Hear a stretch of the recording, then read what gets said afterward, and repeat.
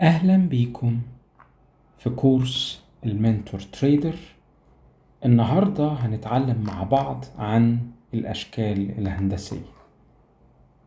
خلينا نبص مع بعض ونشوف، شايفين السعر ازاي عمال يتحرك ويرتد يخبط ويرتد يخبط ويرتد يخبط ويرتد يخبط. شايفين السعر بيتحرك ازاي؟ جميل جدا جدا. طيب لو احنا قلنا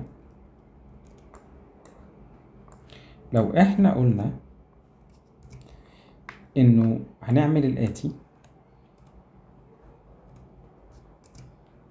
لو رحنا لأداة الرسم بتاعتنا من تحت هنا ودوسنا،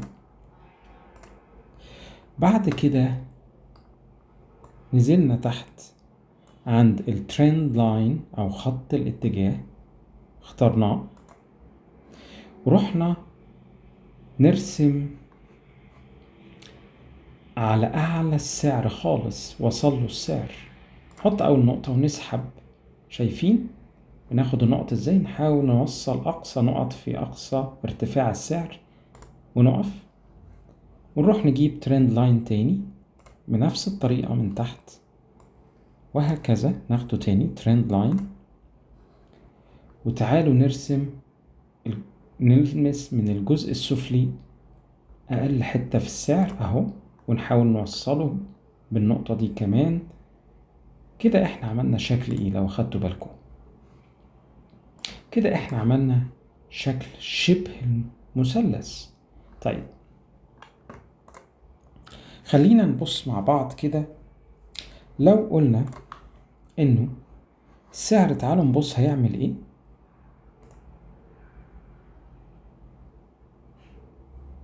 تمام، خلينا نركز بالراحة كده. السعر عمال يتردد داخل هذا الشكل، وكسر، اسمه كسر كاذب. يعني ايه كاذب؟ يعني خرج ورجع تاني.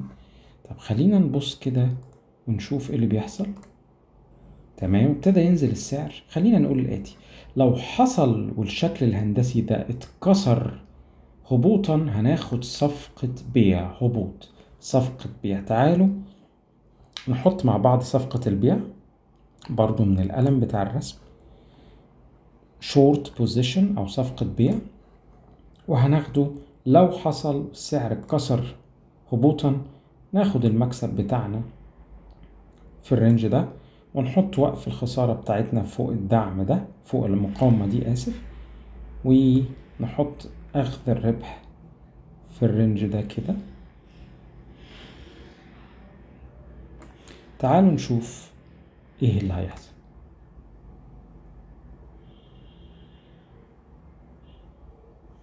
تمام، زي ما انتوا شفتوا هنا فعلا السعر نزل، كسر الشكل الهندسي، دخل معايا هبوطا، واخد التيك بروفيت او جني الارباح بتاعنا.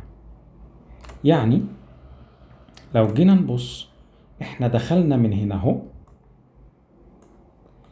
والسعر دخلنا هبوطا بيع من هنا، احنا كسبنا كل الرينج ده، كسبنا فرق النقاط دي. شكرا ليكم.